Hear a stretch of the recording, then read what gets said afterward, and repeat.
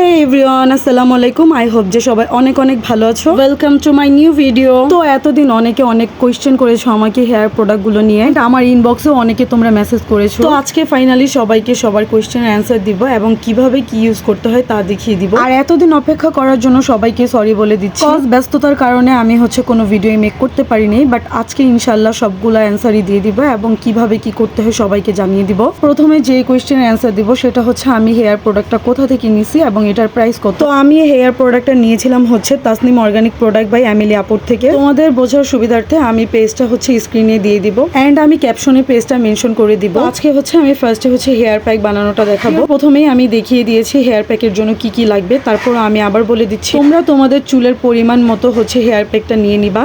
একটা ডিম, একটা মাঝারো সাইজের পেঁয়াজ আর এক টুকরা লেবু নিয়ে নিবা। তোমরা পেঁয়াজটাকে চাইলে রস করে নিতে পারো, বাট আমার হাতে সময় ছিল না, তাই আমি গ্রেটার দিয়ে গ্রেট করে নিছি। সবগুলো একসাথে মিক্স করে নিবা। আর আমি তেল দিছিলাম, তোমরা চাইলে তেলটাকে স্কিপ করতে পারো। তারপর হেয়ার প্যাক বানিয়ে আমি এসে পড়েছি ওয়াশরুমে, বাট এটা দেখে তোমরা কেউ হাসাহাসি করো না। হেয়ার প্যাকটা যেহেতু লিকুইড টাইপের, তো যে কোনো সময় অ্যাপ্লাইয়ের ক্ষেত্রে নিচে পড়ে যেতে পারে, তাই আমি আর এই রিস্কটা নিলাম না। আমি ডাইরেক্ট ওয়াশরুমে এসে পড়ছি। আর হ্যাঁ, আরেকটা কথা, আমি যখনই চুলে তেল অ্যাপ্লাই করি না কেন কিংবা হেয়ার মাস্ক অ্যাপ্লাই করি না কেন, তার আগে আমি ভালো মতো চুলটাকে আঁচড়ে নিই এবং একটা সিলিকনের ব্রাশ দিয়ে আমার স্ক্যাল্পটাকে 5 মিনিটের মতো ভালোভাবে ম্যাসেজ করে নিই। এতে করে কি হয়, যখন তুমি হেয়ার মাস্কটা অ্যাপ্লাই করবা তখন স্ক্যাল্পে ভালো মতো বসে। হেয়ার প্যাক লাগানোর জন্য আমি হাতে 2টা পলি লাগিয়ে নিই।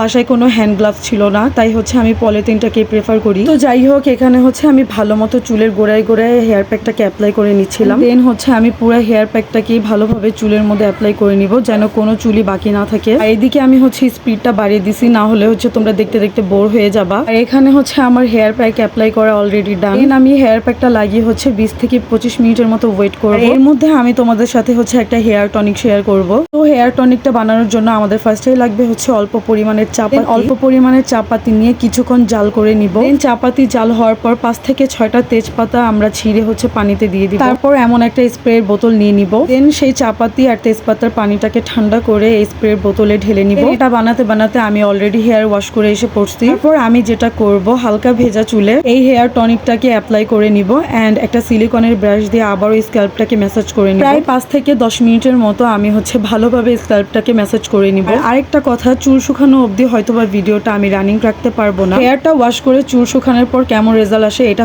আমি পার্ট 2 এ তোমাদের দেখাবো। পার্ট 2 এ আমি তেলের রিভিউ শেয়ার করব। আর আজকের জন্য ভিডিওটি এই পর্যন্তই। আল্লাহ হাফেজ।